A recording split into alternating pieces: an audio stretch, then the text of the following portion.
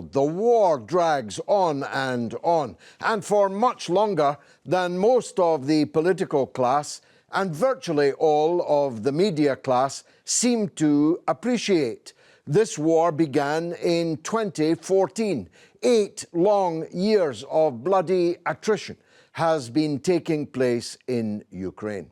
Ever since the elected government was overthrown in a coup motivated by, financed by, and many people believe organized by the United States of America. You'll recall Victoria Nuland when asked what the EU would think of this. She replied famously, well, I can't really say it on a family program, but it was F the EU, if you get my drift.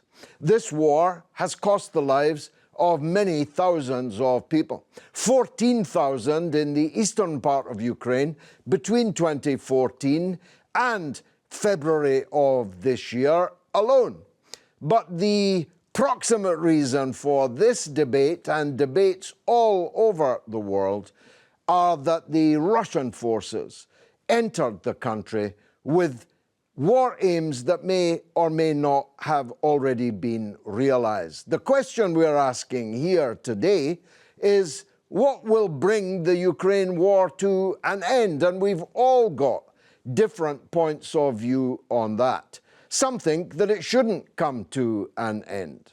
There are many people in Washington, for example, that would like the war to drag on for a decade and make Ukraine Russia's Afghanistan all over again. But we might not talk about Afghanistan quite so much because less than 1 year ago, the United States Armed Forces stole from that country like thieves in the night, defeated by men in sandals and riding bicycles. But they seem to imagine they can fight, confront, bleed, maybe break up, certainly maybe regime change the nuclear-armed hypersonic superpower of the Russian Federation. Some chance, I think. Having said that, far too many people have died in this war from 2014 right up until this very day.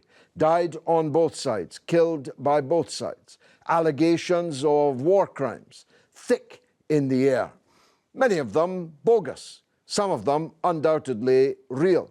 There are some things that, when seen on social media, can never be unseen. But the first casualty of war is, of course, truth. And truth was butchered in the Ukraine a long time ago. Now, I have my own views on what the final outcome of this latest part of the conflict is likely to be, perhaps even should be. But my guests, who are, of course, the acknowledged experts, I'm merely the enthusiastic amateur, will have their own point of view. And